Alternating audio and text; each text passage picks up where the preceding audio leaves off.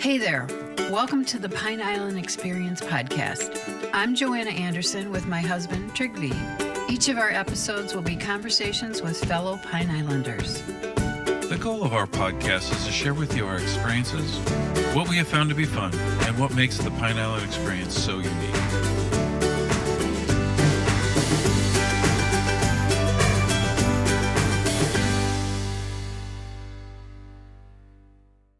He gave me a lathe for Christmas, and we had been a friend of ours. She too is a turner, and I was talking to Chuck about it. And I said, when I was a little kid,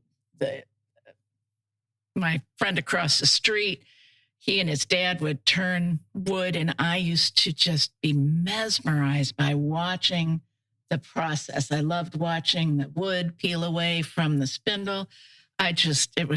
I loved it. So I said that to Chuck, and then voila, I have a lathe. Well, and it wasn't a big step because I have a big wooden boat, 47-foot wooden boat.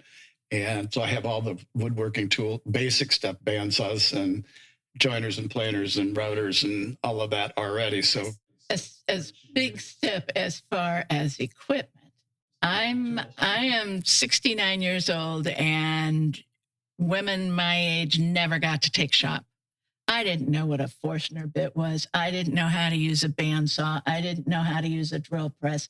I didn't know what the grinder was for.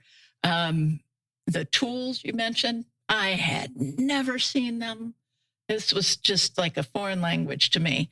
But I was, 65 when you gave me all this? And it was so much fun to learn all this at 65. And I tell people, I said, I love taking something sharp and taking something square and making it round. You just heard Nancy and Chuck Koucky describing the time Chuck surprised Nancy with a lathe for wood turning. They are studio artists who have been creating art together for years. This episode is their story about their adventures and how they ended up in Bokeelia in a new studio, creating, teaching, and hosting the Pine Island Potters Guild show. And now, here are Chuck and Nancy. Nancy and Chuck, thank you very much for coming and saying yes to the podcast. That was very sweet of you. We've read about you. We know about you. We're anxious to hear your stories from your mouth, and just appreciate you coming. thanks for having us. Thank you. So let's start from the very beginning.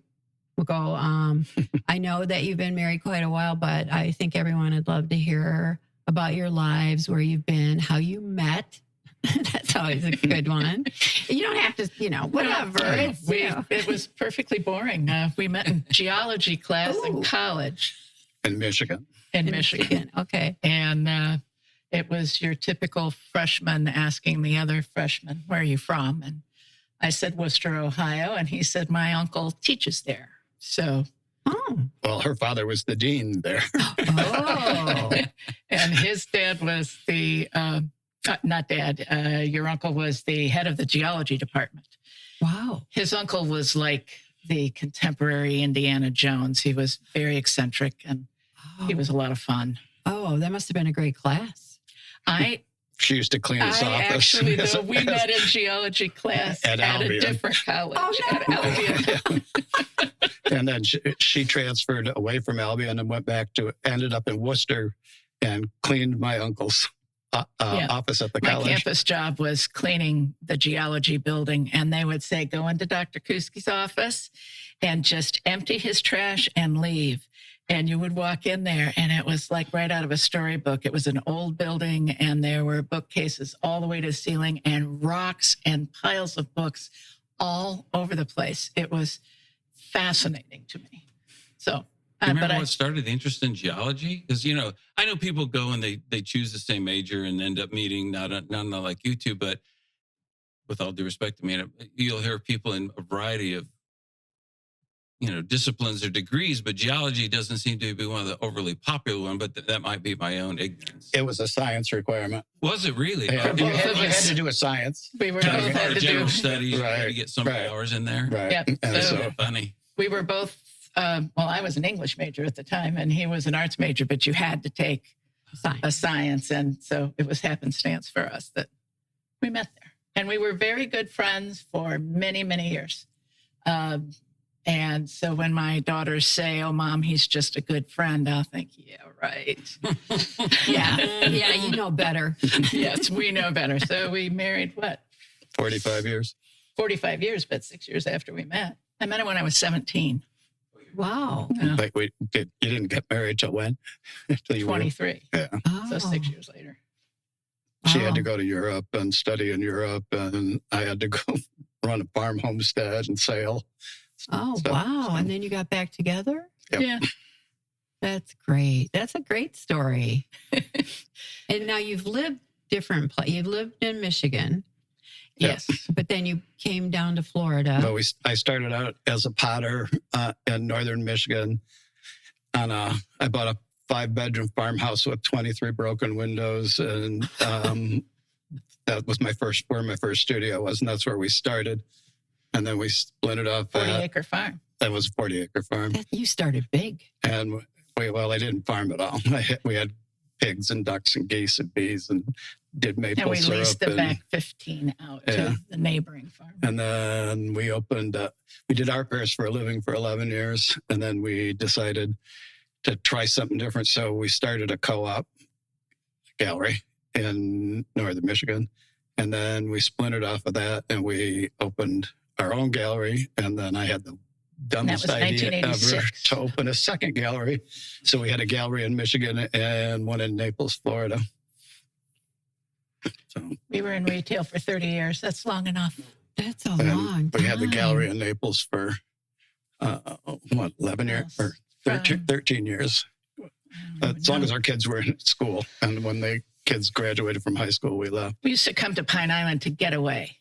We lived in Naples. We knew Bob and Nancy Brooks, who had there, sadly, neither one's still living, but they had the Cross Palm Gallery at the very north end of the island. Mm-hmm. And Nancy used to come to Naples and introduced herself there and said, "You got to come out to Pine Island." So But I'd already been here. In 1975, I lived here in a tent with a dog in a Chevy Vega and no air conditioning and a black interior. in an orange grove, which is now KOA, right? Behind the KOA. Oh, that's just down the road from here. It was behind the KOA. And I didn't last real long out here, but I knew the island. And then I went to work between Fort Myers and Fort Myers Beach selling sailboats. I was going to say, did you have a sailboat when you had your tent? No, not at the time. I raced other people's boats. Oh, smart man. Well, no, I got dumber as I got older. You started buying them. Oh, So how'd you choose Naples? I mean, and I only ask it like when we started to think we wanted to get out of the bad weather and those kinds of things. We ended up vacationing basically up and down the East Coast and the West Coast, and just kind of saying, it's one thing to read a brochure, but to actually then, and I guess on a 1 week's vacation, that's not really experiencing the area, but trying to kind of what's it like to live in this area of the state and get a little bit of a feel for the place. So, Naples obviously has a pretty good name. You want to tell the story, or you want me to tell it? Sometimes it's the same story with a different slant. Always. The thrust of it is in Charlevoix, we were doing business alongside, which is also a seasonal tourist business. Okay. And a lot of the businesses there had stores in Petoskey and Charlevoix and Naples. So we decided to balance the seasons, because in Michigan, you don't make any money in the winter. And as you know, here you don't make any money in the summer. So our decision was to open a store in Naples. Someone that we sold a sculpture to was a realtor in Naples, and he got us started. Your slant. yes. What's your slant? When did you hear about the fact that we were opening a store in Naples? Oh, this is a really good story. So were we at a party? He did this to me more than one time. When we decided to sell the farm, that was another time. So we're at a party and Chuck says to somebody, and I'm standing next to him, he says to somebody, "Yeah, we're going to sell the farm." And I'm like we're what? And and he did the same thing with Opening the store in opening the Naples. store. And I said, I'm not going. I said, I'll go down. I'll set it up. I'm not taking the kids out of school. I like living up here in our little bubble, blah, blah, blah, blah, blah. I was here, less than 4 weeks? Well, the kids were little, and so we got to Halloween, and you didn't have to put a snowsuit. We were coming from and northern we were Michigan. swimming on You didn't have to put Thanksgiving a snowsuit Day. on I'm your- sorry, that just did us. Yeah. So I pulled all their school records, and the rest is history. The rest But is we went history. back and forth. We had 2 galleys for a number of years, where we went back and until forth. So, 2005. yeah, I would go back in May. And the stores were both open all year long, but I would go back in May to get it ready for the summer season. And that's when the boats went back on the water. And so that I started to be up there for the beginning of the racing season. And then she would come up as soon as the kids were out of school and spend the summer. And then when the kids needed to go back to school, she'd go back. And then I'd stay till October when we pulled the boats. And then I would come back down. You must have created a routine Oh, Yeah, it was we, definitely a yeah. routine. where did you drive? You must have driven back I and drove forth. Always had back to and drive forth. because And we were hauling as the artwork. kids got older, that I was spending less time in Michigan because as high schoolers, they were very Activities, involved in yes. sports or band or something. But we kept telling each other, it really is just temporary, So by the time they go off to college, that was about the time. Our oldest was in college, and the younger one was 2 years out from being in college when we decided to move here. It was time to get out of the retail, that kind of retail. Now, did the kids end up in Florida or Michigan or some other place? They went to school all the way through in Florida, in Naples. Naples has a great education system. Again, they went to college in there- Ohio and in Ohio. Michigan. Okay. Yeah. So, and they stayed there. Our oldest daughter lives in Chicago with her husband, and our youngest lives in Boyne City, Michigan. Okay. But they're 38 and 41. I mean, they're our kids, but they're not kids. Well, they still are kids. Yeah. They're your little kids. I love that you said I'm not going, because our running joke for our marriage is every time we move, right as we're unpacking or through the stressful parts, we're like, we are never moving again.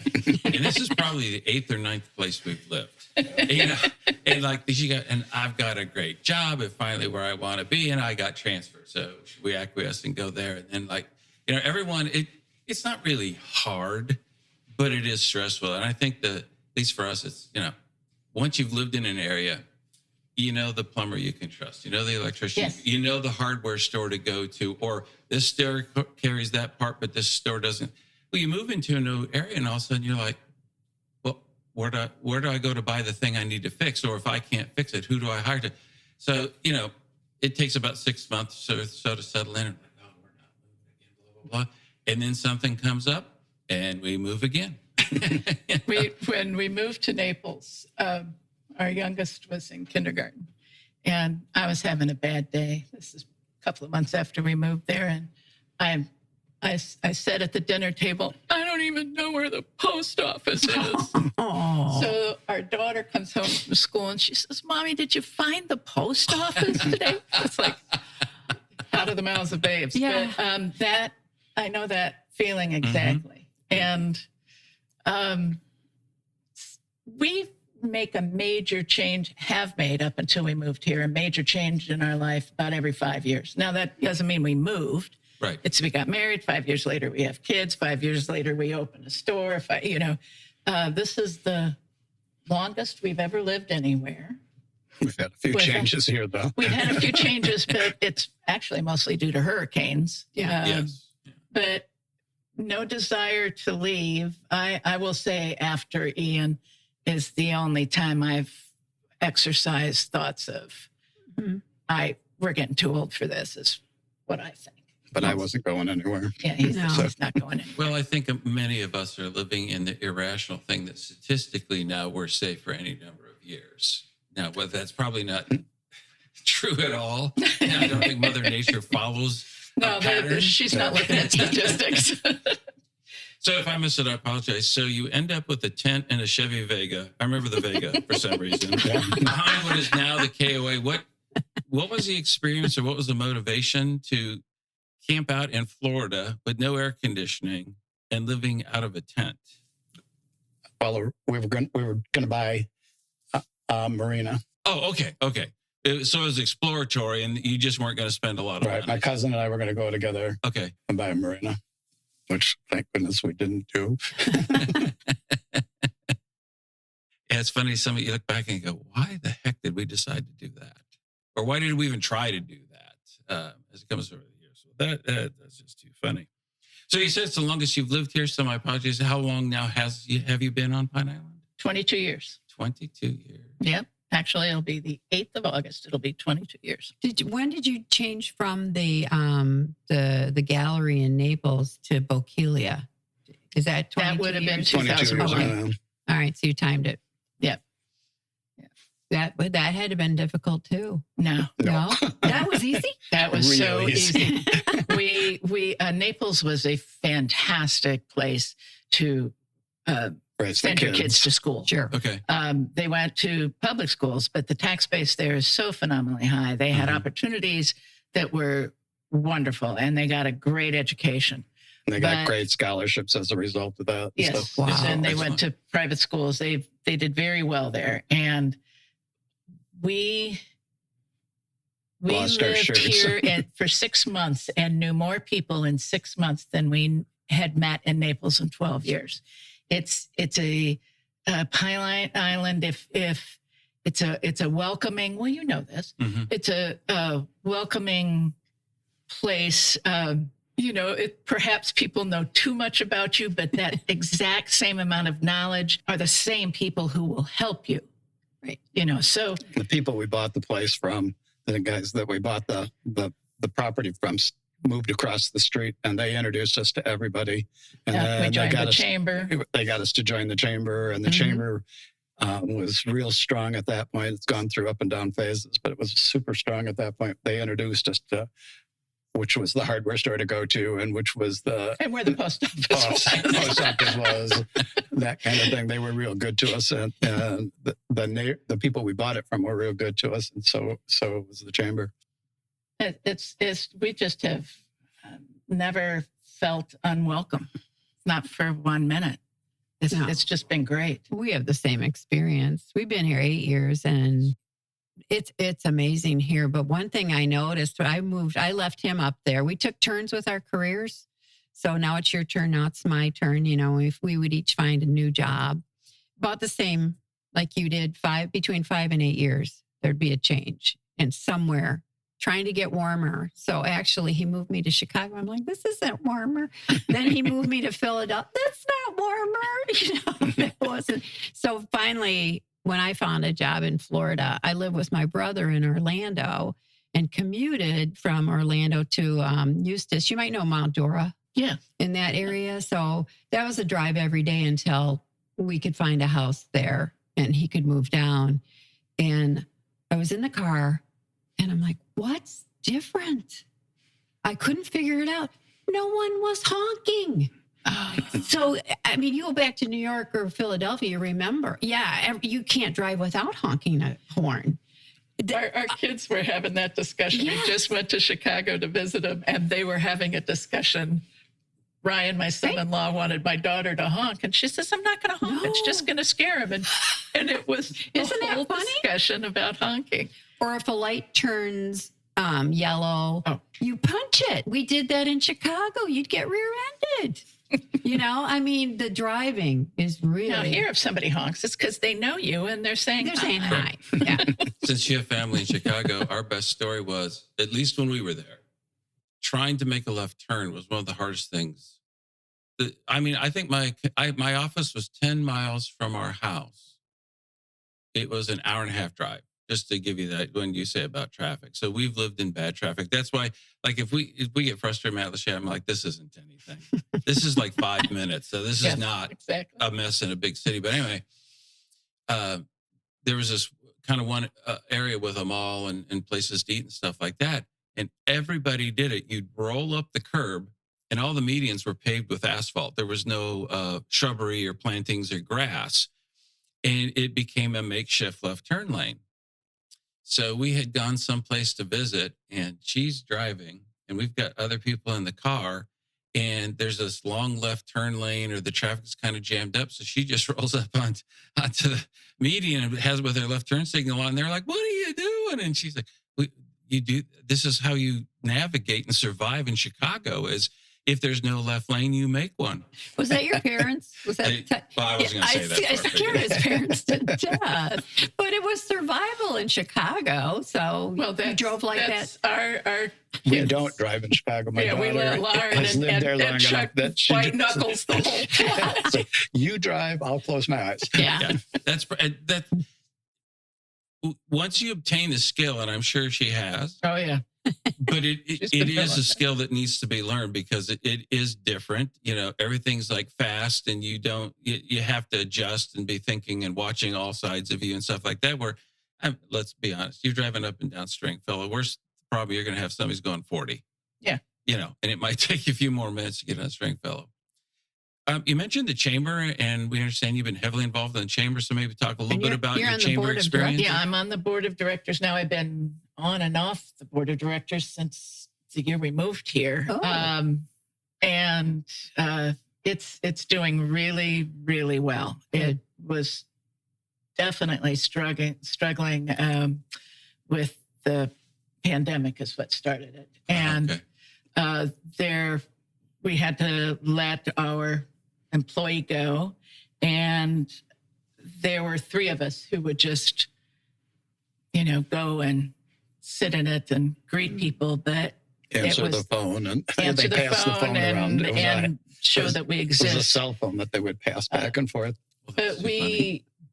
it was in dire straits, and we just plowed through. The saving grace was finding out, or it's not finding out, it's coming to grips with the fact that we really didn't need to own a building. The chamber had been given that building long before Chuck and I had moved here, probably about 15 years or so. And with the stipulation that if we sold it, the proceeds would have to go to a charity. But we sold the building and did not dissolve the business, and invested that money, which is still nicely invested, and then rented where we are now, which we love. And it provided us with the means to dive into that money if we needed to fund something. And it's the old adage, it takes money to make money. Yes. And we haven't been using that stash of money in a while. And it's just really strengthened, wouldn't you say, beyond what we expected it to. There's so many new members, people that I don't even know. And it used to be, I was telling Chuck, we're now the old guard. When we moved here, the people that we met on the chamber are sadly, many of them no longer living or just completely retired because they were in their 60s and now they're in their 80s. And Chuck and I were in our 40s. Now we're in our 60s. Now we're the old guard. Right. And it's just so nice to see so many younger people moving in. And when I say younger, that could be 55, Right, but right. it's new blood, strong blood. People who've been in business are choosing to be here, and they are really making the chamber alive again. And it's just so nice.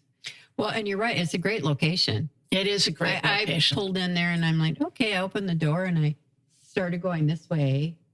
And she was sitting right here. And she was, hello. It was so convenient. It is. And we joined it. You don't need a lot of space anymore. No. It's the age of the internet. Mm-hmm. Yeah. And in the 20 years that we've been involved, we would see 1,200 people a month at the chamber building. No kidding. All right, that's 20 some odd years ago.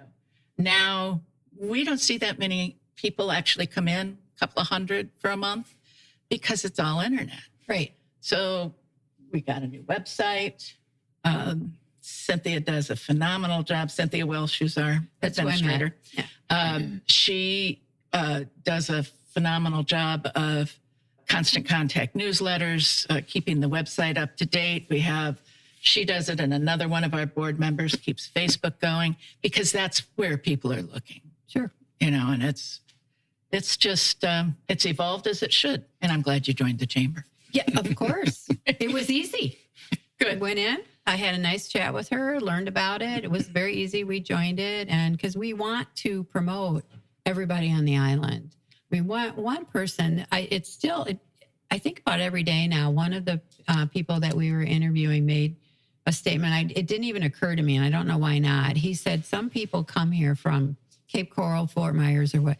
They come just into Matlacha and they turn around and leave. Yeah. And I said, you're kidding. I mean, I'm just, I guess, in another land thinking, he said, there's so much open here, I mean, but the first impression, so it's almost like we need to get that information out there. And now recently they've been promoting Matlacha. Places are opening, and please come, Yeah. and keep going. Go to the center, go to Bokeelia. Well, those of us who live out here and do business out here on Pine Island need Matlacha to do well. Yes. Because Matlacha for decades was the initial destination. Mm-hmm. And the businesses in Matlacha were very good about saying, drive another 5 miles. You've got a whole nother region out there. Well, plus when, and we said this before, when we came over to Matlacha, we're like, oh, we're moving here. And we hadn't even been to any other part of the island. We're moving here. And it was just so charming. It just takes your breath away when you first come in, when we first did. So it's coming back. We just love it. Yes. And I think everybody would if they came. So I agree. But we haven't been talking about your artwork or your studios, and you've both been heavily involved with your art and your pottery. And I know you're weaving and now you're turning. And can you tell us about your artwork and your classes? Yeah, I'm a boat captain, and I've been for the last 15 years. I've run boats down in the Keys during the summer for the Boy Scouts. I've been gone for 15 weeks every summer. Oh, very cool. And we had a gallery at our location, but it was too hard to keep that open while I was doing the sailing. And she's got her own businesses with her graphics design business and stuff. That keeps her too busy to do that too. So we closed the gallery, and then I lost the boat in the hurricane, and so I was done for the scout program.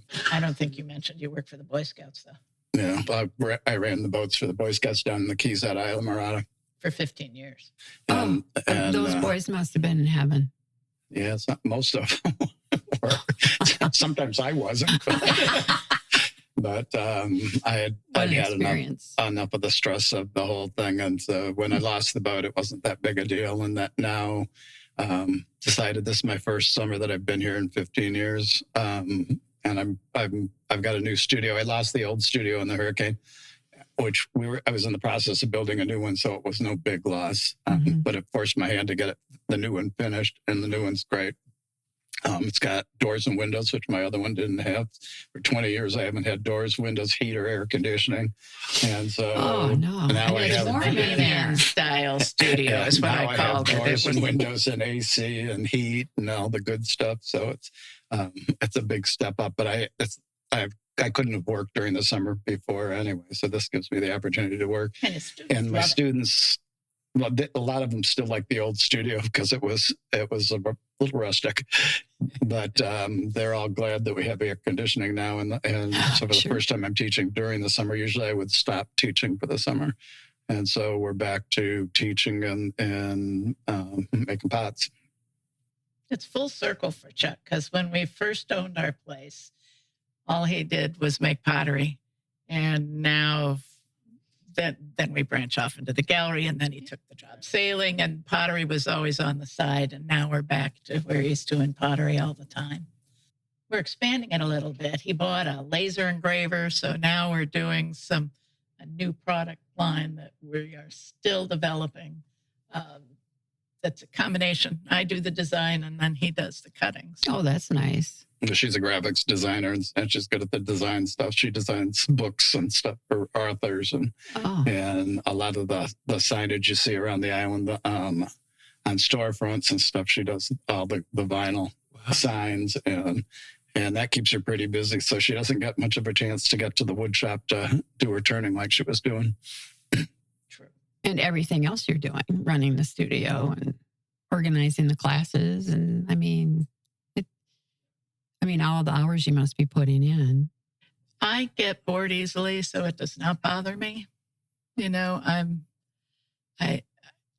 are doing what other people retire to do. And we're just fortunate that we've been able to eke out an income from other people's hobbies sort of thing. And you have the Potter's Guild art. Yeah, we have that once a month. Used to be November through April. We're expanding it to April through May or October. August through May. I'm still No, we're not skeptical doing about May. We're not I doing said August. October. Right, October through May. I noticed that months were shifting when I said, wait a minute, those weren't the time frames. Well, the October the May one I'm still started, skeptical about. It was so hot. but people still did well. So we'll probably do it again. But October this time, it was after the storm. And so there was enough people that wanted to get out. We did it in November. We were going to do it in October. There was no way we could do it because the storm was on the 28th of September. So we couldn't have done it in October. So, but we were thinking about not doing it for a while, but everybody was fired up to get back out. And we had a great turnout for the first show. So nice. It was just... See everybody. It was an amazing show, mostly because people were able to come out and pass around hugs. And a sense of normalcy, too, is what I've heard. A sense of normalcy, seeing people you haven't seen. Right. Making sure they're okay. Exactly what I was going to say. Yeah. Yeah. And the people who participate in it as vendors, so to speak, it's a short little show. It's only from 10 to 2. And it's just a nice little community spirit sort of thing. And we've been doing it now for 8 years, but it really hasn't been strong till about the past 4. And it's right in your gardens there. Right. How sweet is that? That must be fun. We don't commute. We no, walk. You don't have to. We walk back and forth between the studio and the courtyard and the house. Yeah, we're spoiled. We like it. Yeah. But you must like to see people coming to that. Yes. Yeah. How did you discover turning? That's, again, to say I'm a woodworker is a gross misrepresentation, but I do mess around and do some stuff. But that's not like running a table saw or even routing something out. I mean, that's a whole different skill set, different piece of equipment and the lives. And so how does that come about? I decided she shouldn't be sitting in front of the computer. It's true. And actually that is I gave her a lathe for Christmas. He gave me a lathe for Christmas. And we had been a friend of ours. She too is a turner. And I was talking to Chuck about it. And I said, when I was a little kid, my friend across the street, he and his dad would turn wood. And I used to just be mesmerized by watching the process. I loved watching the wood peel away from the spindle. I loved it. So I said that to Chuck, and then voila, I have a lathe. Well, and it wasn't a big step because I have a big wooden boat, 47-foot wooden boat. And so I have all the woodworking tool, basic stuff, bandsaws and joiners and planers and routers and all of that already. So when she needed stuff. As far as equipment, it was just another tool. I am 69 years old, and women my age never got to take shop. I didn't know what a Forstner bit was. I didn't know how to use a bandsaw. I didn't know how to use a drill press. I didn't know what the grinder was for. The tools you mentioned, I had never seen them. This was just like a foreign language to me. But I was, 65 when you gave me all this? And it was so much fun to learn all this at 65, and I tell people, I said, I love taking something sharp and taking something square and making it round. Wow. And it is the antithesis of sitting in front of a computer and Mhm. drawing on the But computer. how did you and learn to do designing. it? Did you? I took lessons. He Okay. had a skill set, and then we hired a couple of people. There was a man who used to do our shows who taught me some basics, and then I took a class in North Carolina at the Campbell Folk School. And then she joined the Woodworkers Guild in Fort Myers. Oh, that was smart. And then she won a scholarship Oh, to Back to the same school. John Yeah, Campbell. so so once you got started, there was no going back. and I you dove in. and I dove in, and I love the feel of wood. I love the satiny feel of it, and It's beautiful. thank you. It is unique that to your point, you've got this log many times square, or it's been squared up. Right.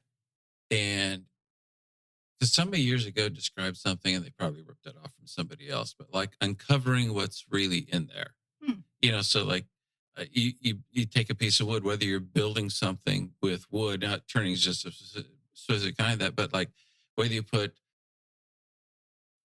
like do I put like a cove on it? What kind of is it like a 3/8 or a quarter? And it all looks different as you begin to shape that wood, and you take this thing and you work it with these tools and you create these things. And sure does give you appreciation, like homes and log cabins and what's the pole building or something, how they shaped all that stuff together. And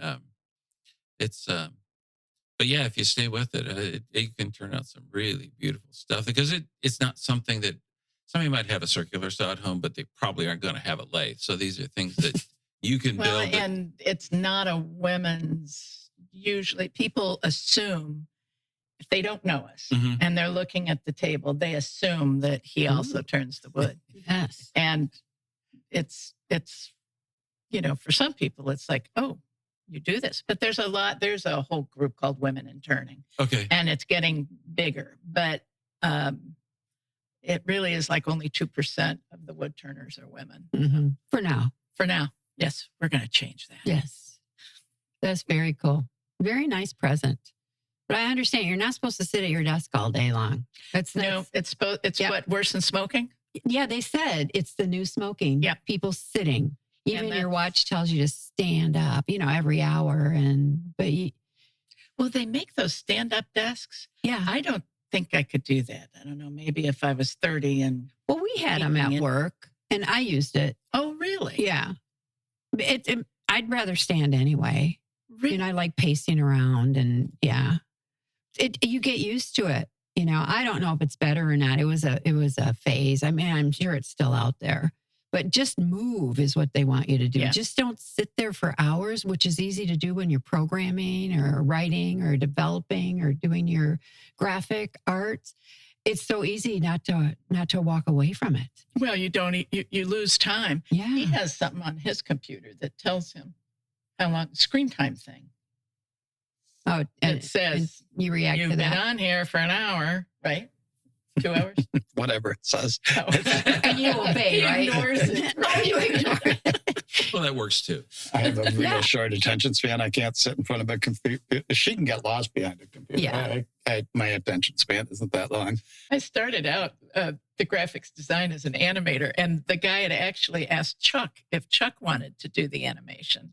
And As one of my students, and Mhm. after Charlie, one of us had to go to work, and that a was real job. And so Because one of my SBA students said, no, you can't, you have to have a regular paycheck. and one of my students said, "Well, I'll hire you." And Nancy said, "Well, can I watch while you're doing it?" And she I practically threw him out of the chair because I Mhm. wanted to do it so badly. Yeah. and I said, "You can have it. I don't want it." And I did animation for about 5 years until 2008 when the market crashed because I was animating for developers.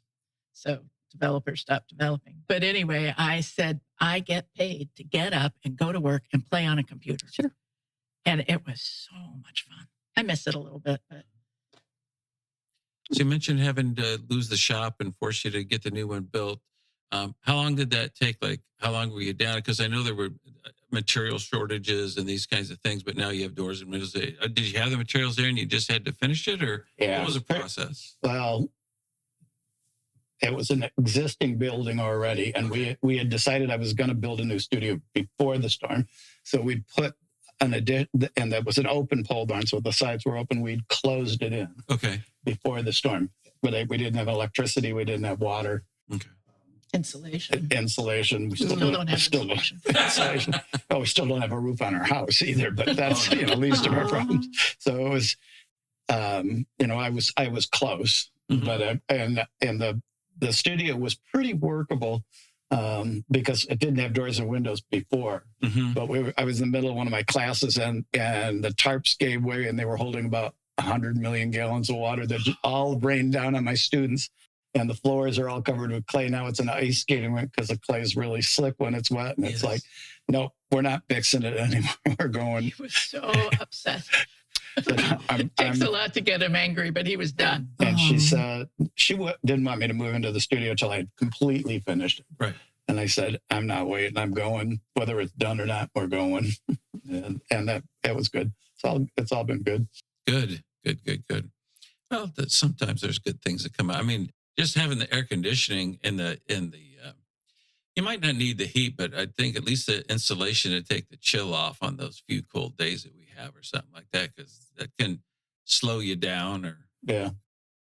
When I have students, when I do it, it's one thing. But when somebody's paying me to take classes, they want to be a little more comfortable than I'll put up with just about anything. I lived on a boat all summer in the Keys without insulation for 15 years. It's like I can deal with it, but I can't ask somebody else that's paying me to do the same thing. now, do you fire your own pottery? Of course. Okay. Yeah. Control. You're controlling the process, kind of start to finish. Makes his own glazes. I don't control it as much. Back in the old days, when I first started, we didn't have any money. So my college professor designed a material to cast your own kilns. Oh. And we didn't have the money to do anything. So I fired with wood to 2,300 degrees with wood, built the kiln from scratch. It was published in another writer published the building process in one of his books of us actually building the kiln. And we fired with wood for a number of years. And then eventually we got gas, could afford propane. We added propane. Then we built a new studio on the farm. And then we put in a big I tell people it was gas when kiln. we were young and romantic and stupid. We did. Well, we It took heated us a what? 5-bedroom farmhouse with wood. We fired the kiln with wood. We had a 2,400 square How long foot did it studio take that us we to fire fired. that kiln? Though? I mean, Take and we us were 30 feeding the kiln ourselves. 32 hours to fire the kiln. So you're stoking. The heat. Yeah. And get then it how up long to did it heat. have to stay at heat You to? just get it up there. Oh, okay. Yeah, I mean, if you kept it up there, maybe an hour. But I mean, it was. But he could fall asleep in a snowdrift. This was in northern Michigan. Yeah, I was going to say you were in the He snow. would like tuck himself into a snowdrift, and he would just be sitting there. And all of a sudden, I'd realize he hasn't moved. Yeah. He's asleep. Well, it's exhausting work, I would think. It was. Oh yeah. But we were a feeding lot it. younger We then. were in our 20s. You know, it's amazing what you can do in your 20s. Mhm. But that's hot. I can Well- see it takes a long time to reach that heat. Wow. So now we do it with electricity and a computer. There you go. Now, tell us about the horsehair. Horsehair raku is Yeah. it's an old Asian firing technique they used to use for the Japanese would do it for the tea ceremonies. And if you go back, there's who did what and who did it first. The Koreans say the Japanese stole it from them, and now everybody sees it out west and thinks that the Native American Indians were doing it. They weren't doing it. Mhm. It's from Asia pretty much, and you heat the pots up to about 1,800 degrees, and then you pull them out while they're glowing red hot, and you draw on them with horsehair, and the horsehair vaporizes and leaves a carbon trail in the clay. And Wow. then we put a finish on it. They're not functional; they're decorative. Dry flowers and stuff. Yeah, they're not good for water. Oh, okay. Do you But I teach do- your students to do that too? Yeah, or- they're all welcome to do whatever. So we demonstrate that. My students do it once a month during the season. When we do the show in our courtyard, we'll do a raku demonstration, and that's their opportunity. And it's a lot of them are afraid of the heat. They don't want to do it. Oh. And it's non-functional because I do basically 3 different firing techniques. One is that, and then we do a high-fired stoneware, which is functional, microwave oven safe, dishwasher safe, and, usable everyday stuff. And then we do another lower firing, which is brighter colors. The bright colors tend to burn out in high temperatures. So we do a variety of things, and it's up to them. They're welcome to do whichever one they want. So they pick what they want, what kind of art they want to make. Yep. Whether they're doing sculpture, functional, non-functional. Classes are from beginning to advanced. Yeah, I noticed that. You mix them. Yeah. You have them, you allow 6 students? I've got students that have been in there for more than 15 years. Yeah. And so they don't really need classes so much. Or they'll come up with a challenge, like, how do you think they did this? And then I'll explain to them, where I think how they came to that result. But they're welcome to do anything. But then the new kids, adults, tend to teach the new people. The new people learn from the old people, and the old people that have been there for a long time, are doing their own thing, and they're selling their own work other places and stuff. Oh, nice. And some of them also have their own studios at home, and they just want the socialization of, working in your own studio. That can be a kind of a pain in the neck when you don't have anybody to talk to, and you just get lonely out there when you're working around these other people, you're inspired by, oh, that's a good idea. I think I'll try that, but I'm going to do this to it. And they see what other people are doing. So it's collaborative. Yep. Really? Very much. That's great. And I know I've read that you like to Nancy said this in an article, that you like to figure things out, like your guitar and your ukuleles out of cigar boxes. And not only that, you said it could be out of a paint can lid or whatever. And you said you'll just look at things and try to figure out, how can I do that? Right? One of the guys here on the island, one of the musicians that plays locally, I built one for him out of a WD-40 1-gallon can. so he's playing that one around on the island. I haven't had, since the storm, I really haven't had a chance to do any of the cigars box stuff, because I've been building the studio, rebuilding the studio, and getting the classes going and getting my own inventory up. Because I really haven't, because I had the income from sailing, I didn't have to have a ton of pots all the time. And now I've got Matt Lachey Menageries carrying my work, and we're part of a co-op gallery in the Cape at Cape Harbor that we have to work 1 day a week down there, but they show both of our works. Nancy's wood turning. What few pieces she has. Get her to work. Get to work. Yes. And my stuff, and we take turns. So if one of us has something going on, the other one will work the gallery. But one of us works every day of the week, or not every day of the week, 1 day a week, a month. And you were doing Burnt Store Road. There was a place, right? Right. We did that for a while. But we didn't do it last year because I just didn't have the inventory. We were too busy, rebuilding. Yes, when you say get out of retail, you meant retail management, running the store, but you're still producing for sale pieces of art. Right, but we're not. It's not in your store anymore. Right. Okay. When we joined the co-op, it was, they knew we'd owned an art gallery before, and I think they were a little concerned that we were going to try and tell them how to run it. No.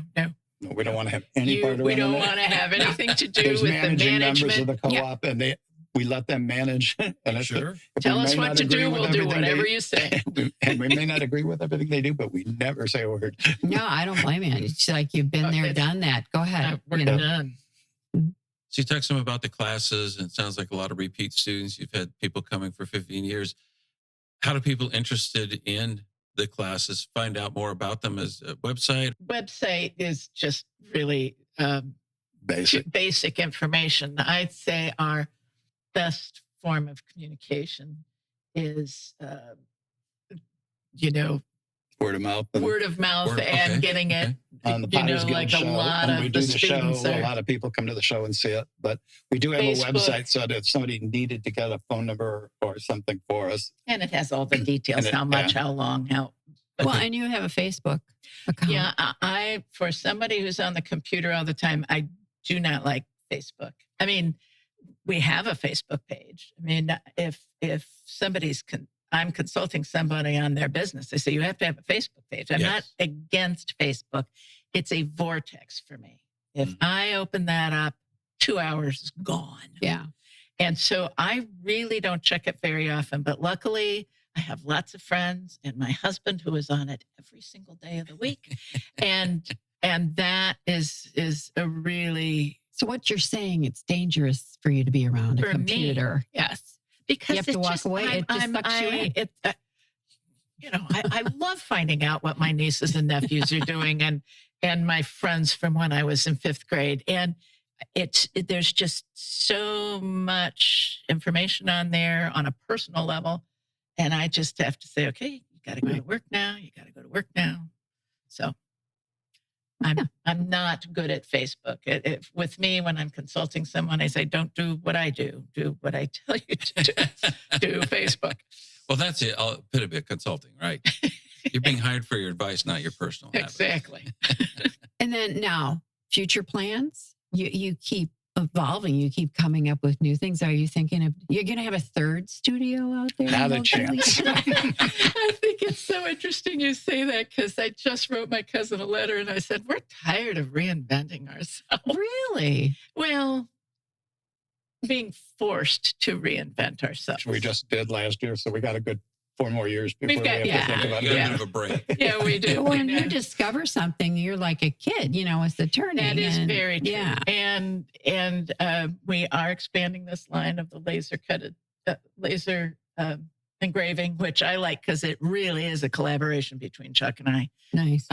It's a line that is much different than anything we've ever done. It's more of a souvenir product, Oh, yeah. which we have not done in the past. But yeah, you're right. It is exciting to try something new. But, like Chuck said, we've got another 4.5 years on this. But it'll be funny. Something's probably going to present itself. So versus sitting around thinking about how you might do it, it may just something come land your way. And you said, well, we weren't expecting it, but this opportunity dropped in. We decided to go for it. Or you might say, nah, to your point, we're He kind of is the Renaissance man, though, Mhm. because all this stuff, but he also makes all our own sausage. He makes our own bacon. Oh. He ages meat. He's Wow. always, he's in the kitchen a lot. And I say I get bored easily. He never even gives himself a chance to say that. I mean, he is always trying something new. My life is never, ever boring. Never. No, So not with the he's- two of he you. will find something, just like you say. What about like vacations or downtime or What's that? you're not okay. It's You not know, in the works. we love to go see our kids, and that's our vacation. Yeah. But we really haven't had much of an opportunity because of his sailing job. You Yeah. know, he's I gone used to also. deliver yachts. So I've been to Bermuda. I've been to St. Thomas. I've been all up and down the East Coast and, Florida. And then I raced big sailboats too. And so I've raced all over the place. And I just want to stay home. And you taught You know- sailing too, didn't you? Yeah, I'm an ASA sailing instructor still, but Yeah. I'm not doing it currently. I have my certification for it. But What I have always said I wanted to do is hide our vehicles and stay at home for like 2 weeks, There you go. doing Get- exactly disconnect what the we phones. want to do. Yeah, Build and just be about staycation. be about you two. Yep. Yeah. Yep, and just not tell anybody we're the home. only vacation she talks about Cynthia, who is the chamber person, is from Ireland, Mm-hmm. and we've talked about doing a boat trip where you rent one of the canal boats, doing the canal trip, and Oh, Sure. okay. in there. And she is Irish, and she's spent time over there and knows the neighborhood. It would be fun to take her. Sure. And That's on my bucket list. It's getting lower on the bucket list as I age. But I used to be an art director for a magazine, and an article was written about these longboat vacation, Mhm. and I just thought, it's like the backwoods of, in this case, it was England, not Ireland. And I just wanted to do it so badly. So, Well, that might happen. it might happen. It might happen. Well, thank both of you so much. It's been fascinating. I knew this would be fun and interesting. So Well, thank I you think for all it's your wonderful time. that you are doing this. But we're having a good time. Good. We retired. So, now we have all kinds of time to do Gives this. us an excuse to sit in front of computer screens. Yeah. Yeah, we do. So thank you. Well, thank you thank very you. much. We hope you enjoyed our Pine Island Experience podcast. If you have any ideas for us, people to interview, or any comments, please feel free to email them to us at pineislandexperience@gmail.com. That's pineislandexperience, all one word, @gmail.com. Don't forget to like us, and you may subscribe to this podcast using all the major catchers like Apple iTunes, Google Podcasts, and Spotify. Thanks again for listening, and remember, island life is a constant vacation. We'll see you on the next podcast.